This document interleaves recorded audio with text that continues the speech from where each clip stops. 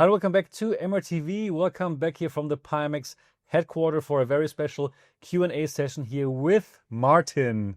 Hi, good to see you. Good to see you. How are you doing today? I'm doing great. We had a lot of fun yesterday. Yeah, we did. Was a really exciting session here with the Pimax Dream Air. Yeah, right? absolutely. Yeah, cool. It looks like you enjoyed it. I didn't. I really enjoyed it more than I thought actually. So that was really like a very positive session. Cool. But let's directly cut to the chase. There's lots of questions. Yeah. And actually, I have asked the community, the MRTV community on the Discord server, if they would have questions about the device, questions that they really directly want to ask Pimax. And that's why it's a great session now for you to answer those questions. Yeah, absolutely. And I'll do my best. yeah, okay. And actually, the community appreciates it that you're going to answer these questions. Some of them might be tough, right? You know how we always do it. So, you know what? Without further, cutting around this, let's directly get into the questions. Absolutely.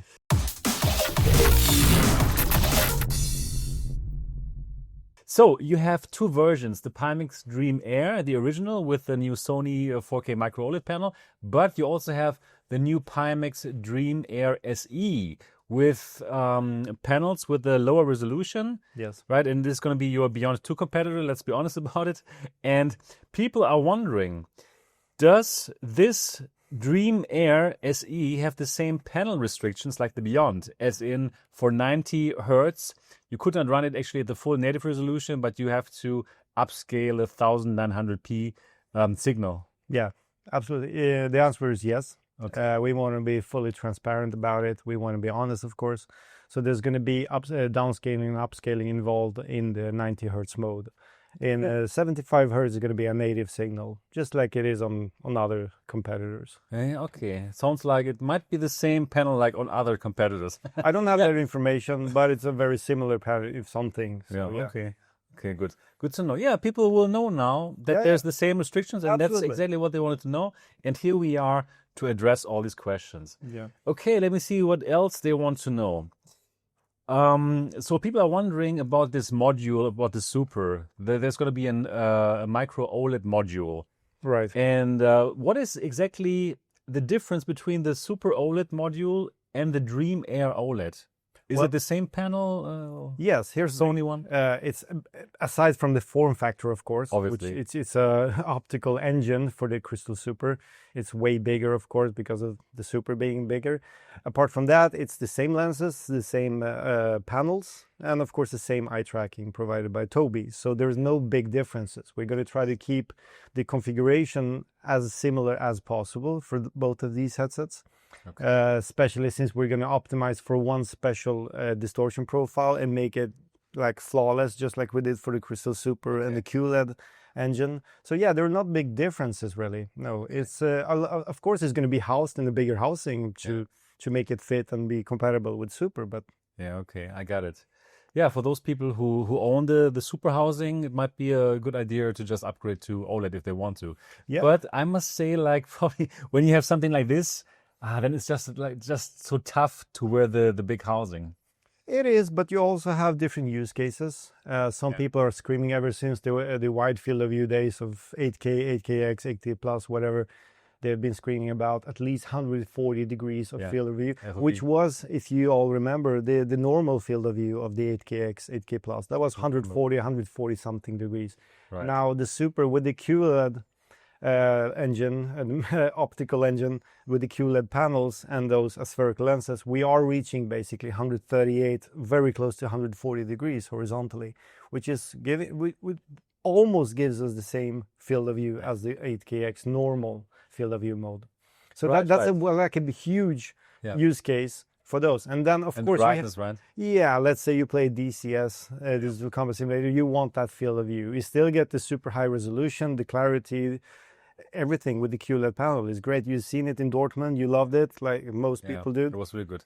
Yeah, and everyone from those enthusiasts to casual gamers to Linus Tech Tips, whoever tried it just thought it was amazing. Yeah. But then again, micro OLED has its advantages. It's something else. I must black levels. Yeah. It also maybe we're going to discuss it later, but it has a different fill factor or fill rate. Like I really appreciate that part, right? Yeah, actually it does allow for lower resolutions to be rendered, and still it looks higher resolution than it's supposed to because of the fill factor. Agreed. Fill factor is something special here. Okay, cool. So let's go to the next question from the community. So in that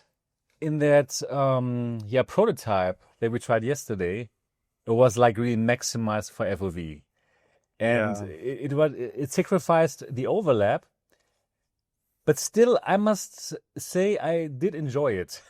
Interestingly, normally I'm very keen on the binocular overlap, but it was cool to see such a big FOV in a micro OLED headset, which I hadn't seen before. Yeah. So the users are wondering, could you probably make it to give users options so that they choose, okay, I want more overlap and a little bit less FOV, or I want the maximum FOV and I don't care about overlap?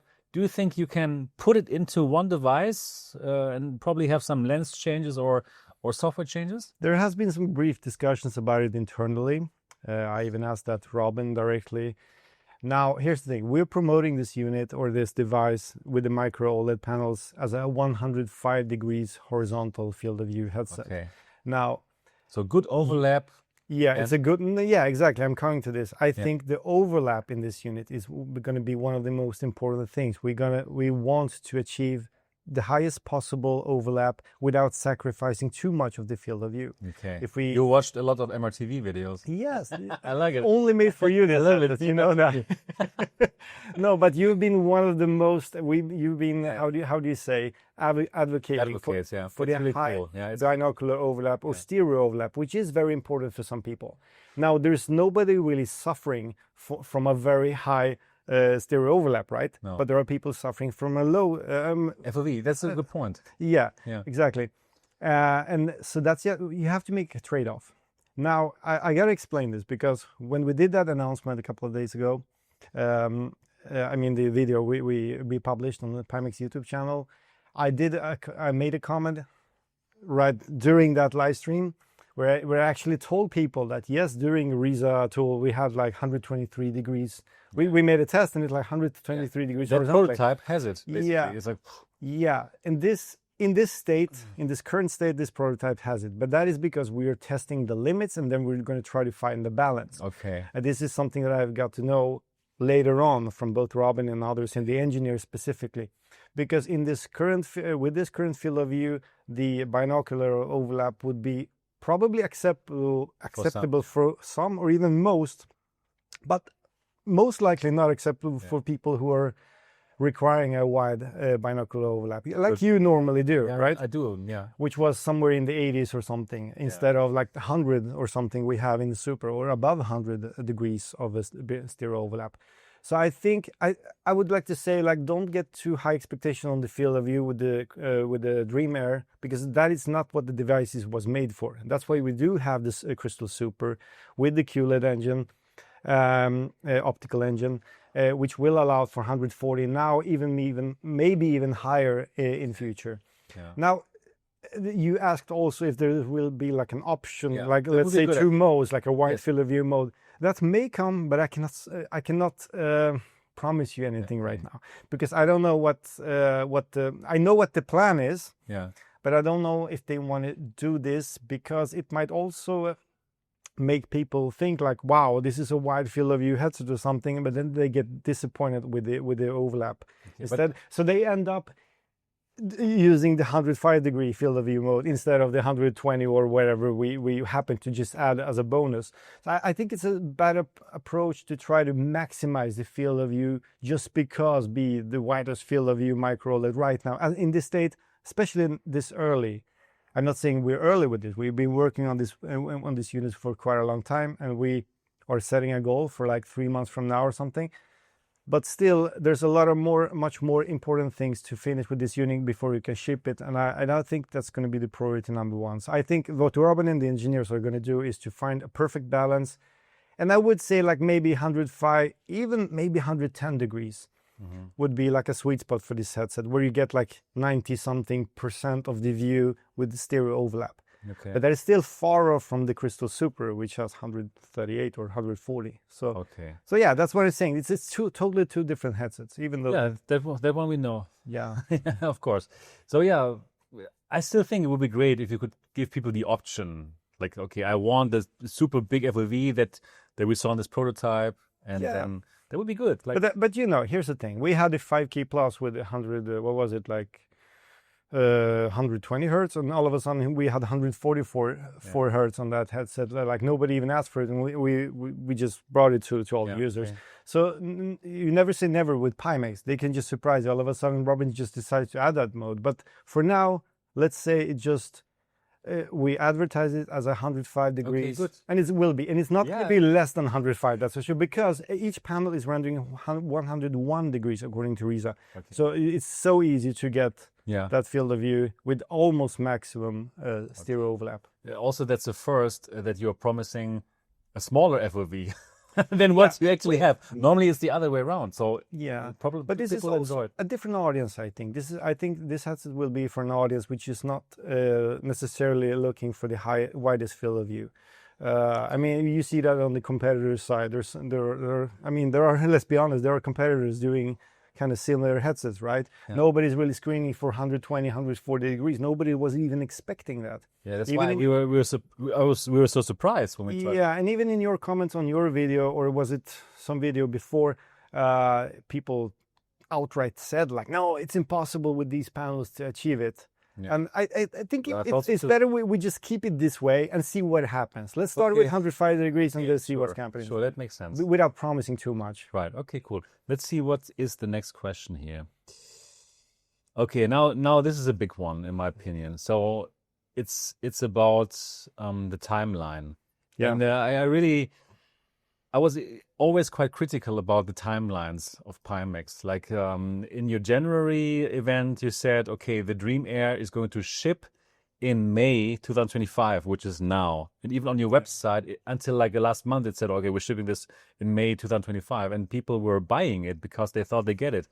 But here we are now. It's an early prototype. Yeah. Right? And now in your new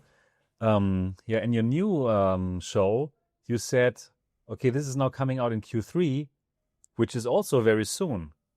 And honestly speaking, when I see this early prototype, like me and Marco, we both think this is a headset that will come out in Q1 2026.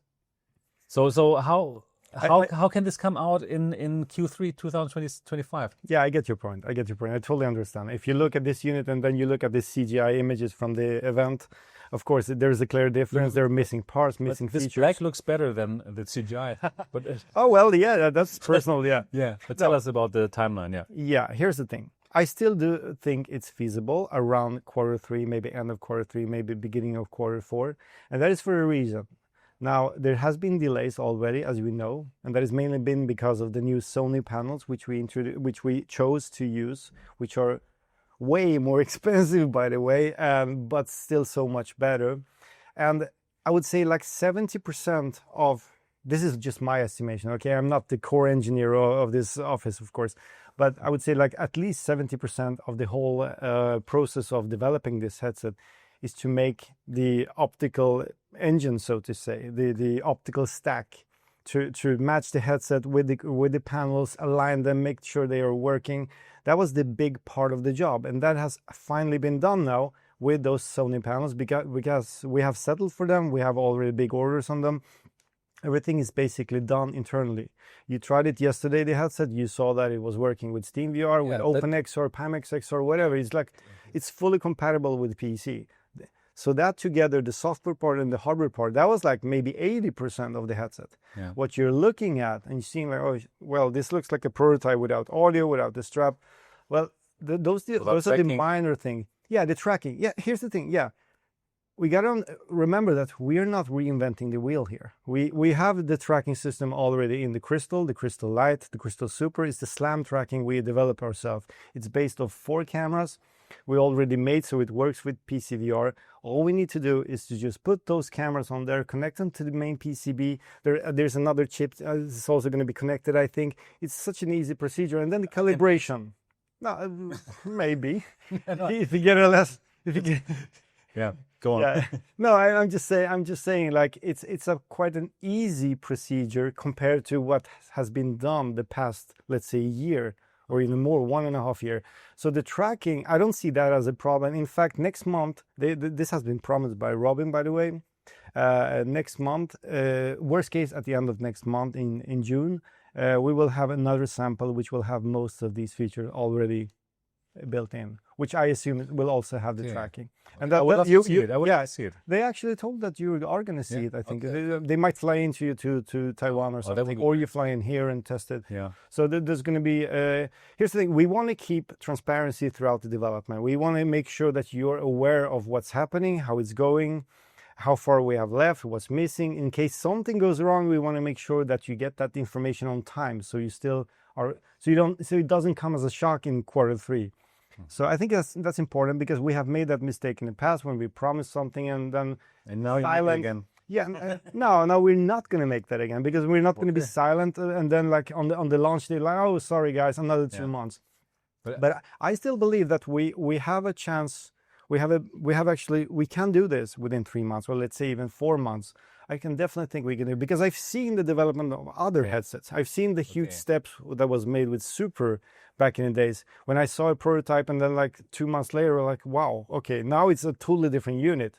So, but you know, it's not so simple, I would say. Like you said, okay, we're just putting the cameras here, but the cameras will be in a totally different position than the Super. There's a collaboration process. Yeah. No, I'm not talking about hours. I'm talking about the software. Is like, it's not so easy. I think it's not so simple. It's easy when you've done it already on several headsets, and we have also changed the form factor from Crystal to Crystal Super, which is a smaller headset. Yeah, but it's bad. The tracking is bad now. Yeah, I'm sorry. No, it's bad. It's still being optimized, but it's working like 90-something%. I cannot play a shooter on it. I'm sorry, man. Okay, well, but I also say you can improve it. I saw it like on the Crystal. It was bad in the beginning, the tracking. I can remember the unboxing of Marco. He did it. This doesn't work. But now actually the tracking is good. So I also trust that you can make it happen. Yeah, I think there's with any product, with almost any company, there might be companies making products without any kind of updates and everything just works. But most of the time, there's always some kind of like a time frame of optimization, improvements, and also all the user feedback. Because once we get the user feedback from people, like, okay, there are scenarios when the tracking just freaks out or something. We've had that so many times with other headsets, and we fixed that individually, those cases, which then helped a lot of other people. I mentioned that in the in presentation even. It's so important with the user feedback. But the core functions, the core functionality, the tracking, which is will be implemented probably most likely within a month from now. And then we have the self-tensioning strap, which we will probably talk about later. Perhaps, I think you mentioned you want to ask something about it, but this is something also we're working close with manufacturers doing this. We're not like, reinventing the wheel, because there's so many different types of solutions for the self-strapping mechanism already available for shoes. You're just buying it. Okay, I guess. So we're buying it, we're customizing it, we're working closely with the manufacturing. Okay. So we're making sure it's going to fit perfectly. And then there's going to be like, at least what I know, 2 other solutions for the strap, like a halo strap and stuff. So there's going to be many moving parts. No, but yeah, of course it's a less modular headset than the Crystal Super. Yeah. Or Crystal or whatever, but it's still pretty modular when it comes to the straps. All right, got it.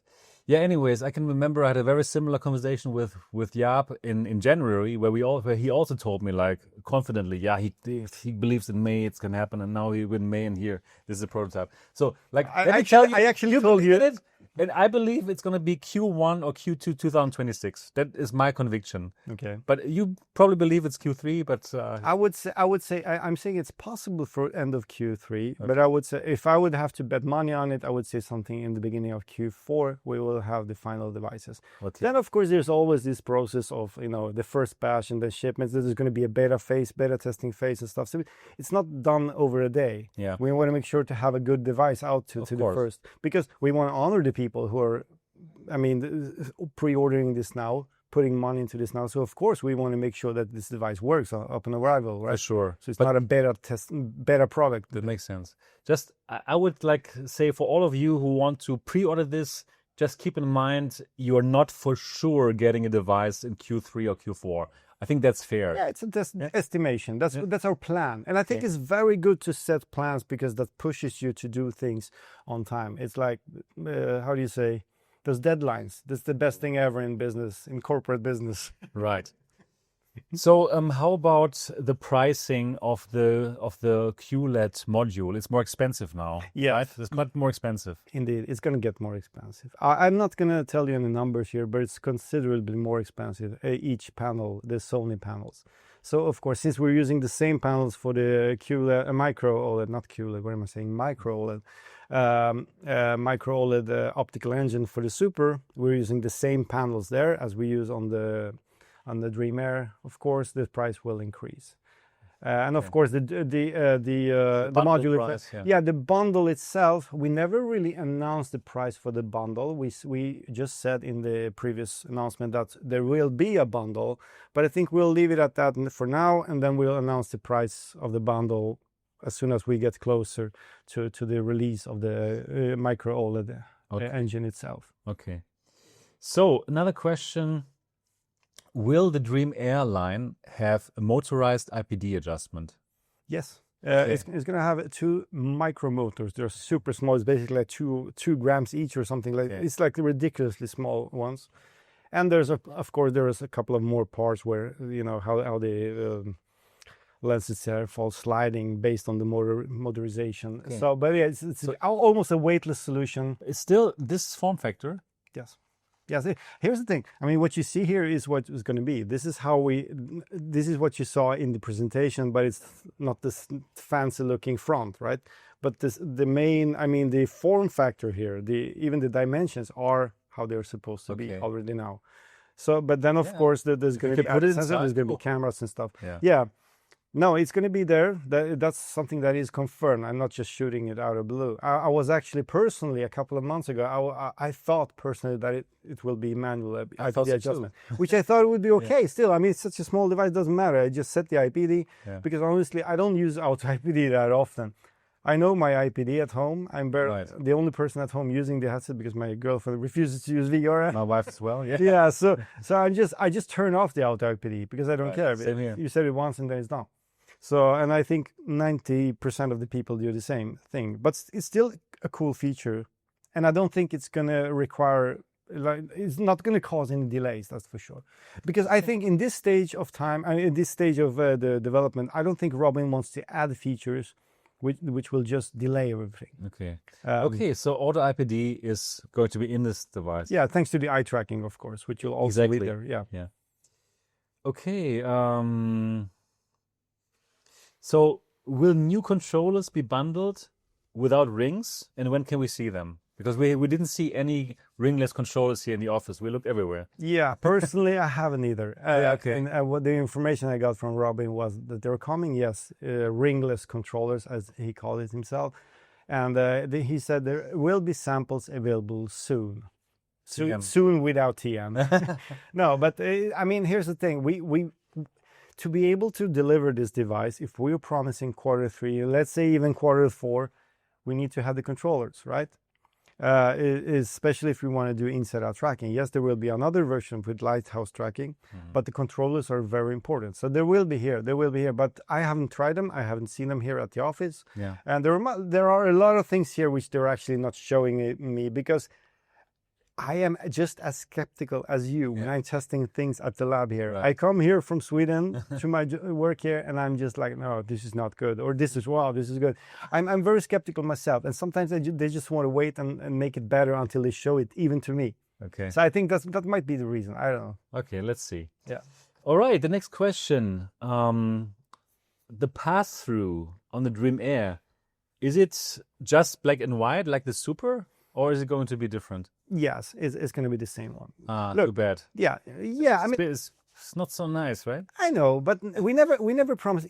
What you're talking about is basically like AR cameras and like pass through, which you got used to with the Apple Vision Pro or something. Yeah, the Quest 3 and all the Yeah, headsets. but that's what we promised for the AR faceplate later on for the Super. Whenever it comes, I don't know, but still, that's something for the future. These cameras which are on there, they are very light, they're small, they're meant for tracking. Okay. They're even going to produce, give us hand tracking. So they are going to actually deliver a lot. And then as a bonus, you get to pass through by knocking on the headset. I'm not sure if that's going to work the same way by knocking on the headset, but at least you're going to get a view so you can lift your, Coca-Cola or whatever, just take a sip and then back, or find your controller if it's okay. It's not nice, but yes. Yeah, but that's what it is for. That's what it's intended for. It's not meant to, mixed reality.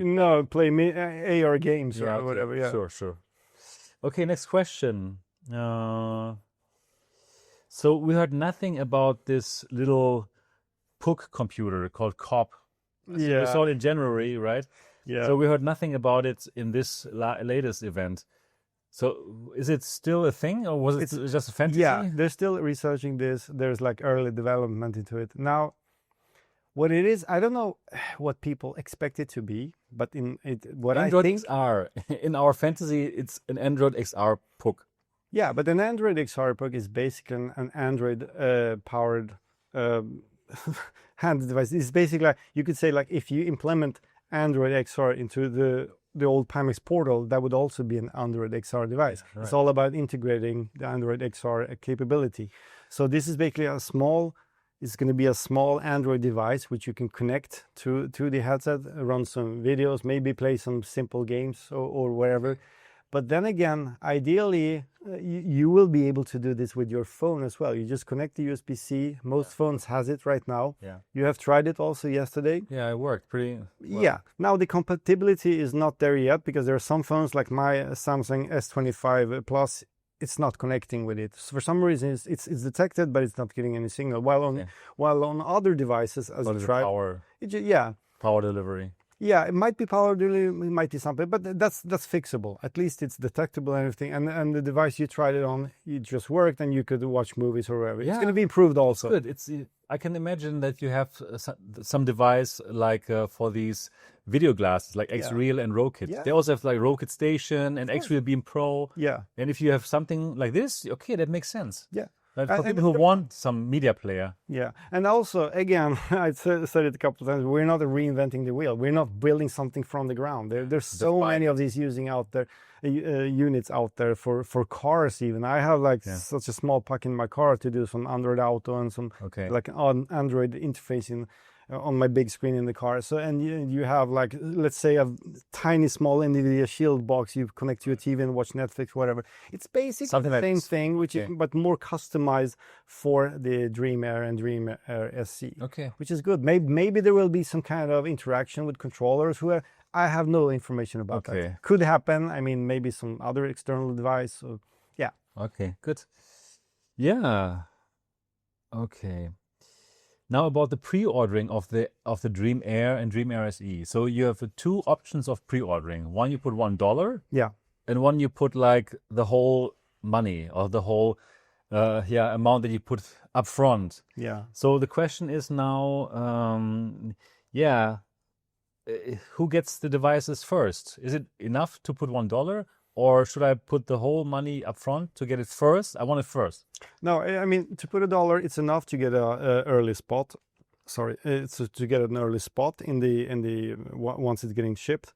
But of course, if you are the one who's actually investing, because that's what you're doing, committing is a better word for it. Yeah, if you're committing to our product, of course we're gonna honor these people first. So they are gonna get priority because I mean, you're putting money up front. We're saying Q3. Hopefully, it will be Q3. It could be Q4. Who knows? It's Q1 could be too. Like Pimax, like Tesla, like any other company, there are delays, right? but you have put that money out. Of course, you're going to be prioritized, but we will still try to balance this out. So we're not going to put you last in the queue because you put $1 in. No, that's not. No, you'll be in the $1 queue for the poor people. Yeah, there's still going to be kind of like a mixed bag, but of course we're going to prioritize the full orders first. That makes sense. Or pre-order. So if you want to make sure to get it first, you put the whole money. If you want to like commit a bit, then you put $1, and then you'll still be better than the people who don't put anything. Yeah. So if you're in the $1 queue, you'll be before the people who did not do any kind of pre-ordering. Yeah, that's right. Enough. That's the thing. Fair enough. That's always the thing with pre-orders. Of course, you may call it risky. There's always a risk with everything you buy, especially pre-buy, so to say. I mean, I pre-ordered the Switch, right? But you know, maybe that's a bad idea. But who knows? I want to have it early. I don't want to wait until July, August, or whatever. Okay. So I want it early. And there are so many people wanted this device as soon as possible. Right. Okay, got it. That's a good answer. It makes sense. So now let's talk about the lenses. We were pretty impressed by the lenses yesterday. It came out of nowhere. Like what? Okay, there's the glare, there's less glare, then it feels like less glare than the Quest 3 even. And the Quest 3 lenses have been the best lenses so far for Pancake. So where does this come from? Is this like a self-developed lens, or do you just bought them from some good company who knows about lenses? Can you tell us a bit more about the lenses? Now, I would say there is no VR vendor or no VR company, as you know it, which is making their lenses from scratch. There's nothing like that, really. Yeah. But the Sony VR1, aren't they making the lenses? I'm not going to talk for Arthur or Marek here. I mean, they there. probably know that way better than me. Yeah. But they have manufacturers which they work closely together with, and this is what we do. Okay. We work very closely with them, and we pick the best ones we could find. I mean, here's the thing: the optical clarity, and clarity is basically the Pimax biggest strength. It's been like that at least since the Crystal headset. Even with the Pimax 8KX and all those, we were actually like ahead of its time, basically, when it comes to the lenses. Even though it was still Fresnel lenses, but it was wide field of view, we were the only one making these kind of things. Now we're pushing it further and further. Now the clarity is the big thing, of course, especially since we're limited to, square lenses, almost square lenses at least. So the field of view might not place or. Yeah, I mean square panels, of course. So we're not able to push a 200-degree field of view at this moment, but then we can push for the clarity and the optical clarity. And this is what we're trying to do, and that's why we're working with the best possible manufacturers.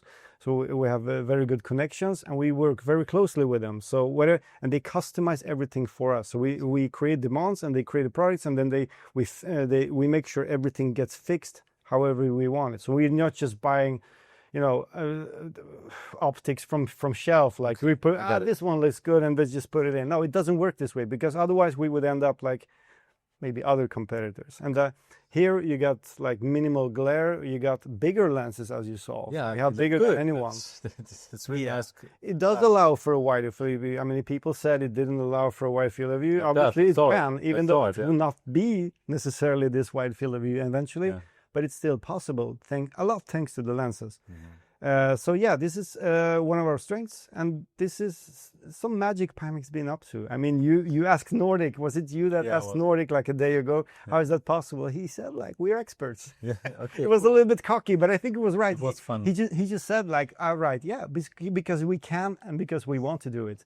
And that's why we're doing it. And then I won't go too much into details like how it's done, because I'm not skilled enough. I'm not at that level. That's a good answer. You're working together very closely with the lens manufacturers. Yeah, and I mean, whether it's some special coating on top of which makes the glare less apparent or almost not existing, it's still a little bit of glare, of course. But it's very good. It's really better than the competition. Yeah, the Crystal Super is still better. There's like no glare on the Crystal Super, and there's also very clean. There's also some. Yeah, you have to clean the lenses. That's the biggest factor to get the glare. That's if you don't clean your lenses. Good. But still, yeah, it's about creating the best optical solution for VR, and I think that we are in the front line. We are like the pioneers of it. I think. Now, like overtaking Quest 3 lenses is really good. That's really amazing. Yeah, I'm not going to compare against competitors. I don't think it's fair to do that. I don't want to involve competitors like Yeah, but we're better than it's others. my job to do it. So, and I Yeah, just said it. you're welcome to do it, and I'm happy you say it. But yeah, I think this was not possible not long ago. Here's the thing. They have been working on a micro OLED solution for years. It's not like we saw competitors coming like, oh shit, we should do the same. No, I know Robin has been like testing. There has been different kind of versions in the lab here. Like, was it 2 years ago when I was here, or even more, like 3 years ago? But the lenses back then was not good enough, we thought. Okay. Some of the competitors, I'm not going to mention any, but some of them still use these lenses. That's why you get more glare, you get you get those problems, and then you have to fix the distortion profiles more than needed, and all of that. Now the technology is so much in it, and this is like really the top tier of lenses right now. And pancake lenses, we're talking about pancake lenses here. Okay, cool. So now let's get to a point that was not so good on the Super, in my opinion, and that is the microphone. Yeah, I don't like the microphone of the Super. Is it going to be the same microphone in this device? I cannot answer it will be the same, although I can answer you that the hardware of the microphone, there's nothing wrong with it. But it sounds so bad. Yeah, that's all about the what is it called? EQ? Yeah, equalizer, but there's also something else like amplify. There's something which they're currently working on. You actually met one of the ladies which is working on it. Yeah, they're working on it right now. They're about to fix it, and it will be fixed for sure, because the microphone doesn't really differ from what we've seen in the previous headsets, where it works way better. So hardware-wise, we didn't really made any change as far as I know, but software-wise, there's still some compatibility we're trying to fight and fix to improve the microphone audio. So but yeah, it's not going to be like, yeah, let's leave it at that, so to say, without going too deep into the topic. Also about the audio, it seems on the Super it's like a bit of a lower bit rate. Yeah, it's running. Why? Yeah, it's 16-bit instead of 24, I think was right now. I heard that not long ago. I wasn't aware of it actually personally, but I know the engineers were aware of that, and they're fixing it. They're working on it right now, so it will be fixed. So for 24-bit, yes, it's going to be fixed for the 20. So it runs 24-bit, 48 kilohertz. Yeah, 48 kilohertz, not 44. Okay. So it's going to be the same audio quality and audio fidelity as you see on the other headsets. This is just something we're still working on. Yeah. And software-wise. Okay. But there will be no like DMAS compatibility, right? It's just coming out of... Yeah. And that's also one of the differences between this device, this fancy-looking, nice device that all of a sudden everyone wants. But you have to remember that there's a modularity factor that you have to count in. Here, there's not much modularity except for maybe the strap options, right? But when you take the Super, you're going to have the hand tracking module you can use. You can do DMAS, SMAS, whatever, maybe other solutions. The faceplates and stuff. Here we're going to have 2 versions instead. So once you buy one version for the Lighthouse, you won't be able to do inside-out tracking if you buy. Right. So yeah, it's you can't really say that this is a replacement to the Crystal Super. I wouldn't say that. They have the only thing they really share together, at least in the default mode, where it's the QLED optical engine, and here we have the micro OLED Dream Air, is basically the resolution. Because on the Super, you get more brightness, there's so many factors, a wider field of view, so many other things. And there is a difference, so yeah. Okay. I still think many people will prefer this form factor. So I do think there will be some cannibalization. I understand that you don't want that to happen, but yeah. we are aware of that, yes. Yeah. But I also know that the community includes a lot of people that have been begging for a wider field of view ever since Crystal was this was great. I still love it. 140 degrees on the Super is pretty amazing. Nobody was even expecting 140, even though we may have seen those announcements 2 years ago, up to 140 or whatever. It's like, oh yeah, it's Pimax 140, but no, this is actually okay. It's 138 right now, but still, it's almost 140 real field of view, and there's no way. I see 126 in my Super. So there's some new mode, right? That you Yeah, there's a wide field of view Okay, mode, okay. and yeah, it's totally achievable. Of course, you're going to sacrifice some of the binocular overlap, which is totally fine for some people, not you. Yeah. Or actually, on this device, it's okay. Yeah, it was. I was in it too short. I was just like, okay, yeah, Yeah. good. And let's see. Yeah, I have to try it more. yeah. I'm still a big fan of the Crystal Super. That's what I Yeah, want to me say. I love too. this device. I love it. I spent like the whole week. Yeah. It was just like you, several days with this thing. But I still I have. also like the Super a lot. It's for a sure. great device, and especially if, and, I don't have much time at home anymore. Like screw around in Beat Saber and stuff. Yeah. When I do something, I turn on the DCS for a while, maybe Microsoft Flight Simulator. And then I want that field of view. Yeah. That's what it's all about for me, and the I agree. clarity, of That's course, good.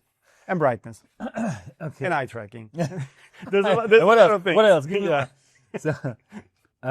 So about the cable for the Dream Air, some viewers were thinking it better be not so heavy, the cable, because now you have such a light device. Yeah. It's gonna pull on it.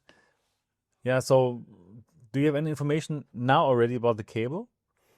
I know they want to strive for a braided cable. It's going to be 5 meters, and it's going to be braided. Hopefully, that's what you also saw here and during this test, the sample we used before, which gives a couple of advantages. Like it doesn't tangle as much as the old cables do. It doesn't, it doesn't get those. If you fold it a lot of times, it won't get like folded. It doesn't look like it's getting destroyed, even though the cable's totally fine on the 8KX maybe or something. It just looks like it's getting worn off. Yes. With a braided cable, it just stays the same. It's more elastic. It's more like it's bouncing back to the same how do you say, Position, yeah. Position, yeah. So it's a good thing. Now I heard, this is something, don't take my word for it, but I heard there is still the plan to have 2 cables, one on each side. For balance, right? Yeah, To balance. Yap told me that like a day ago. We discussed that. I think it was with you or with Marco or it was Thomas maybe. And it's supposed to be 2 cables. Now in these samples we only have this cable, but at the same time we don't have the eye tracking implemented yet, and not even the auto IP, the adjustments. So I don't know if it's a requirement, but it also 2 cables. If we have like 1 cable running on each side, it also helps with the weight balance, of course, because the headset, if it's 180 grams or whatever, and then you have a cable which, like this part of the cable weighs maybe 30 grams, that makes a big difference for the entire headset. So this is something that Marco actually pointed out. He's totally accurate. Okay. So to which countries will you sell the Dream Air to? Currently, the plan is to sell to the same countries as we do with the Super, with the Crystal Light, and all that. So, it's going to be too complicated otherwise. There are countries where we do not have after-sales service, and this creates a big problem for the customers. There's a potential we let them down otherwise. So there are actually countries which we decided not to deliver to. Meanwhile, right now, just to remove some complications, we want to. We've been trying to improve the customer after-sales service a lot, and we've done that. We've got a lot of good feedback about it on Reddit everywhere. It's like real people actually like, wow, it has really improved. It's faster, it's more efficient, it's more reliable. The after-sales. I mean, if you create a ticket, you get like instant help. You don't have to wait days for it. Or send the unit back to China or wherever. That's not the case anymore. Also, it's good that you can send it back within 14 days. I really think that's a good thing. Yeah, it's people appreciate it. Yeah, and we're going to do the same thing with the Air. The Dream Air. It's going to be like a trial period. You can try it. If you're not happy, you return it. Perfect. Okay, so that's basically about the Dream Air. Now I have 2 questions more about the Super, and then we can wrap it up. So far, doing a great job. Thanks for answering all the questions. You're doing a great job. You come up with some really cool questions. I knew it's the community. I prepared myself a little bit because I knew that some question might come up, but otherwise, it's very smart questions. The community. It's not mine. The community. Yeah, thank you guys, because it's really important that we can highlight these questions which you might have. So, the next question: where's my Super? It's coming. What I heard here is that all the pre-orders are supposed to be shipped now in May and June. All the pre-orders. All the people who are watching this now who have pre-ordered, They will get it at the end of June latest. I got this information literally like half an hour ago before we started this interview, and they said that the big batches are being produced now, and May and June, that's the 2 months now. It's basically 1.5 months left where all the pre-orders are going to be shipped, and if you order it now, you get it in July. Okay, if you order today, I think you will it get was it in July. Actually, I noted down. I think it was it at the end of July or was it the middle of July? Somewhere in July at least. Okay. So end of June. No, okay, okay, that was actually end of June. Well, let's say even July, but end of June is actually what they told me, that if you order the Crystal Super. Okay. So they're literally the plan is to have all these pre-orders shipped by end of June, so they can ship the new orders at the end of June. Okay, perfect. That means there's many thousands of headsets being made the upcoming weeks. So you had good sales numbers. Yeah, we have very good sales numbers. I mean, Crystal Light was a big thing, but also now the Crystal Super really outsold expectations. Yeah. Okay. Cool. I mean, no wonder everyone loved it at CS even, and then your Dortmund event, and all the impressions from the YouTubers. I mean, you specifically, and then MRTV. What am I saying? Voodoo D and Flight Sim Guy, whatever. Yeah. They all love it. It's a good headset. It's a good headset. It's not perfect. Not for free. It's not perfect, but it's still probably and I won't say that it's the best or anything. I'm not going to compare. It's a nice headset. It's a great headset. Yeah. So what about this 57 PBD module? Is it still happening? It's still happening. Of course, I don't think it's priority number one, but it's still being worked on. Of course, it is. We've seen a lot of people commenting that why here? Why are you even doing? Even I would say like, why? What's the matter with that? Yeah, but we have got requests from people, like they have emailed us, they have contacted us. We've seen that online, also in public. There are certain use cases where they really, really want to just push it to the limits. And that's what you do with that retina, like really retina level clarity. You might think it's retina level at 50 pp, but 50-70 pp is basically there, which is around 60. So there will be use cases, or especially if we want to push it against a lot of business customers, like doctors, whatever, like medical research, stuff like that. Then the clarity is everything. Okay. Yeah. Okay. Yeah. I thought like the clarity of the Dream Air even looks better, honestly speaking. But yeah. Anyway, I can add that here. I mean, I don't know if the clarity is better. The field factor. Yeah, the field factor. Like, the pixel density is just like so good here. Yeah, let me clarify this. The thing is that even if you run the headset at a native resolution of 3840 by 3552, which is the native resolution of this, even if you super sample the shit out of it, basically, you might still see some jagged edges, like tiny if you're like super picky on a Crystal Super. Yeah, right. While here they're gone. Yeah, so that is because of the fill factor. Because each pixel is closer to each other, so there's less gap. That's why I'm a big fan of micro OLED. Yeah, and also the panel is smaller, and then it's of course it's magnified with the lens, with the pancake lens, but it still creates a feeling that that there are more pixels than there are actually. Yeah. So I can understand some people say like, wow, this is more clear, but it's actually not. But give you that feeling, depending on what.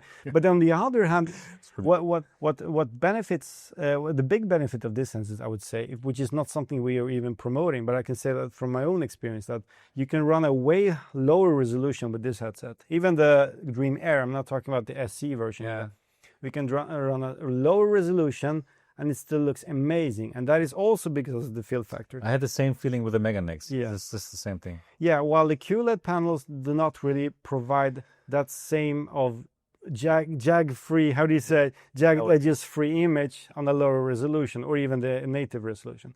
But for a flight simulator, that's not a problem, especially DCS. They're gonna use like quad views and super sample 200% in the middle anyway, or whatever, 300% if they want. Today's graphics cards are capable of doing that. Same for Microsoft Flight Simulator. There are no jagged edges, I would say. Okay. But there are scenarios like if you go to a test chart. We did that yesterday. We saw that the readability tests. Thomas also did that, with the glare test and all that. Mm-hmm. When you see those straight, minimal lines, yes, this headset could, in some cases, look sharper than the Super. But it depends on the case. Okay. Yeah. basically that's it.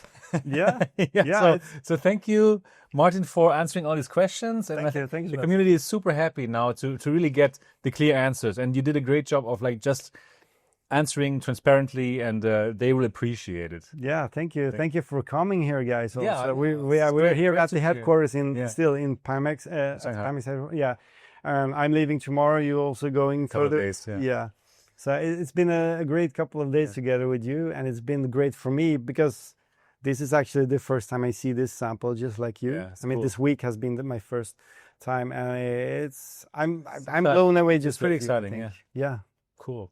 Yeah, cool. Thanks again, Martin. And yeah, thanks to you guys for sending in the questions and for watching this video.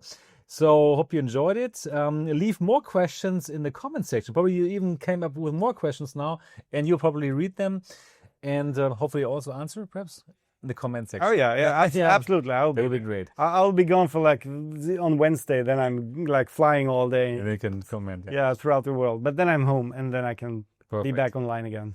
Yeah, and of course, if you have not yet subscribed to this channel, then absolutely do that now because we're bringing you the very best content about PCVR, in my opinion. So it would be amazing if you subscribe to this channel, and we're looking forward to see you in the next episode.